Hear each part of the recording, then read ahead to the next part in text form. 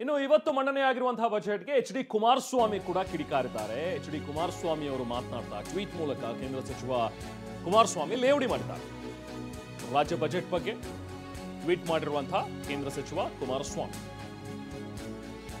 Budget ಕೆಲವರ ತುಷ್ಟೀಕರಣ ಹಾಗೆ ಬಹುತೇಕರ ತುಚ್ಛೀಕರಣ ಆಗಿದೆ.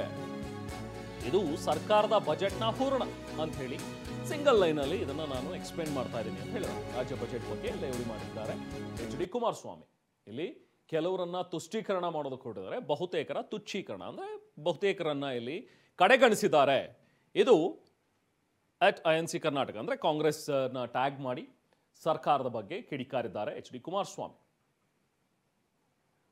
ಸೊ ಹೀಗೆ ಇವತ್ತು ಸಿದ್ದರಾಮಯ್ಯ ಮಂಡಿಸಿರುವಂತಹ ಒಂದು ಬಜೆಟ್ಗೆ ಪ್ರತಿಕ್ರಿಯೆಗಳು ವ್ಯಕ್ತವಾಗ್ತಾ ಇವೆ. ವಿಪಕ್ಷಗಳು ಈಗ ಹರಿಹಾಯ್ತಾ ಇವೆ.